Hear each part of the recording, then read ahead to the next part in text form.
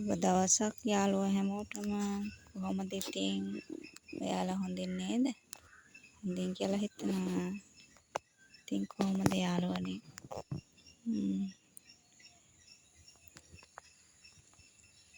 අපේ ගෙදර ඉන්න තාරාවෙකුයි මේ කිකිලියකුයි ඉන්නවා.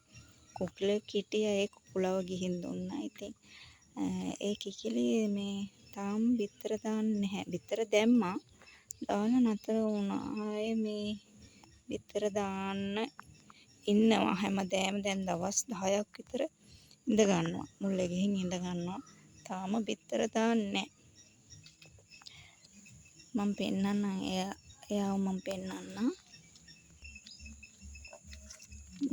මෙන්න මෙයා තමයි. එයාට වෙනම මේ තැනක් හදලා තියෙන්නේ බිත්තර දාන්න. ඒ වුණාට මේ පොඩි කූඩුවට තමයි එන්නේ. බිත්තර දාන්න ඇවිල්ලා ඉඳ ගන්නවා මේකෙන්. උස්සලා ගිහිල්ලා එහෙ දැම්මත් ඇවිල්ලා මෙහි තමයි ඉඳ ගන්න. බිත්තර දාන්න වගේ ඉඳ ගන්නවා. ඒ වුණාට බිත්තර දාන්නේ නැහැ. ඕන්න දැක්කනේ. මාව දැක්ක ගමන්. මේ අනිත් එක්කෙනා. මේ දැක්කම තාරාවේ. මේත් එහෙම තමයි. ඒ කිකිලි ඉඳ ගන්නවා කියලා මේ මුත් ඇවිල්ලා ඉඳ ගන්නවා.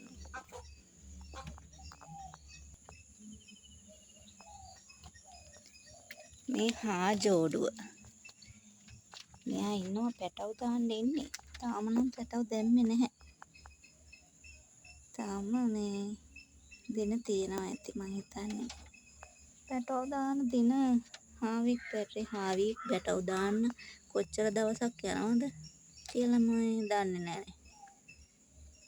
මේ ආසාවට ගත්ත ජෝඩුව.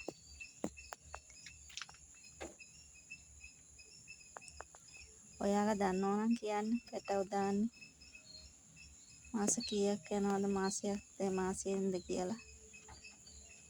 කොච්චර කාලයක් යනවද දන්නේ නැහැ මේ පැටව දාන්න. දන්න අය කියන්න මෙසේජ් එකක් දාන්න දන්න අය පැටව දාන්න.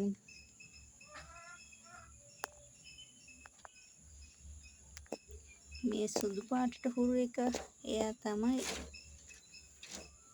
පැටව දාන්න ඉන්නේ කෙනා. මේ හාදේ ඇවිල්ලා ඉරිමිසත්.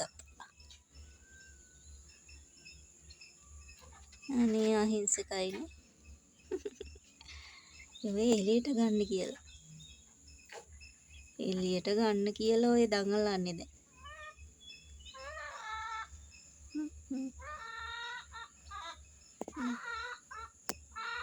නැකනේ.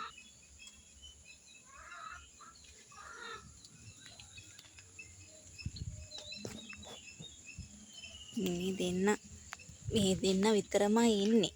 තව ගොඩාක් හිටියා. එමුම ඇල්ලුවා. මේ කලවද්ද ඇවිල්ලා ඇල්ලුවා. මුන් දෙන්න විතරයි දැන් ඉන්නේ. දැක්කනේ. දෙන්න විතරයි එහාටයි මෙහාටයි කැරකෙන්නේ.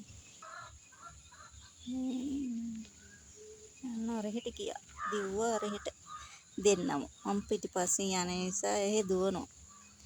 මේ මගේ වත්තේ තියෙන මේ පිටිපස්සේ කෑල්ල තියෙන එළබටු.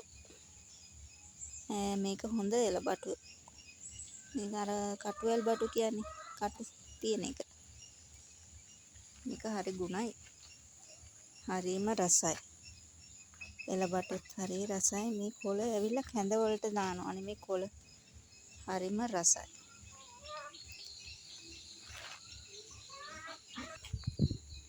මේ වැල් පැනේනේ මම මේ කැඳ හදන්න කියලා මේ බිම දිගේ ගියා. මම මේ වැල් උඩ ඊට ඉස්සෙල්ලා තිබ්බ ලොකුවට මං ඒක කපලා අයින් කරා. දැන් මේ ආයෙ හැදිලා මං ඉතින් උඩට ගත්තා. උඩට ගත්තොත් ඉතින් මඩ එහෙම තියෙන්නේ නැහනේ.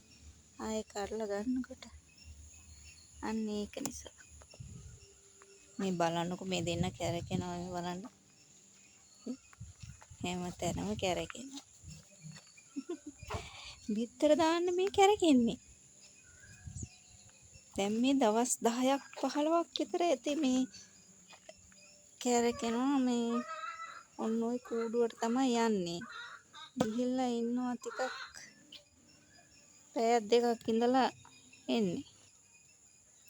මේ අපේ ගෙදර පරවියෝ මෙන්න ඉන්නවා පැටව දාලා රකින්න එක්කෙනෙක්.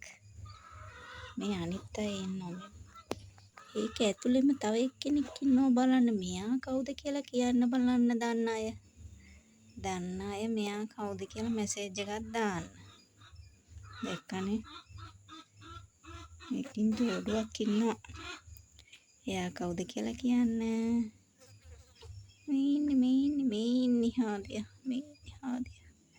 දැක්කද? මෙයාලා නම් ඉතින් ආයේ එළියට දැම්මොත් නම් කැරකිලා ආයේ එනවා. එහාට. දැක්කනේ. ඉතින් මෙයාලත් එක්ක ගත කරනකොට කාලේ යනවා තේරෙන්නෙම නැහැ.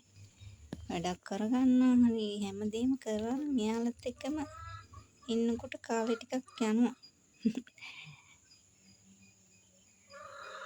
මේ කියන්නේ සත්තු ගෙදර ඉන්නවා නම් හරිම හිත සැහැල්ලුයිනේ.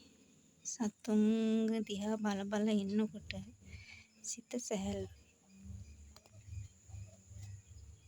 ඒකනේ. දැන් එයාලා මේ කූඩුවේම එයාලා ඉන්න නිසා මේ ප්‍රශ්නයක් නැහැ. ඉතින් මෙයාලා කොටන්නෙත් නැහැ. එයාලා කොටන්නෙත් නැහැ.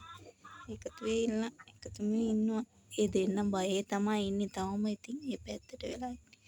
එයා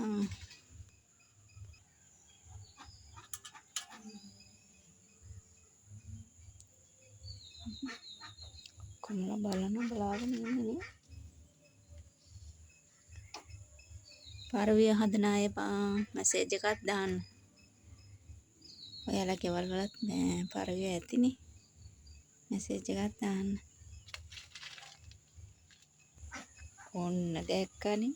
අර කිකිලි උඩ යන නිසා මම දැන් ඈත ඉඳන් පෙන්නන්න. කිකිලි උඩ යන නිසා මේ තාරාවෙත් ඔය දැක්කනේ.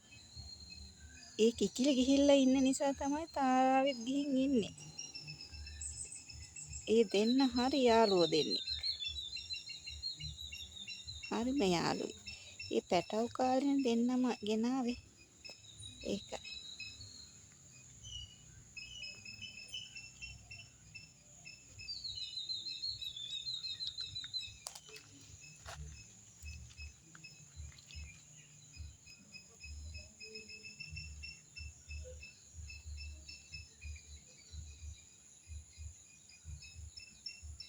දැක්කනේ.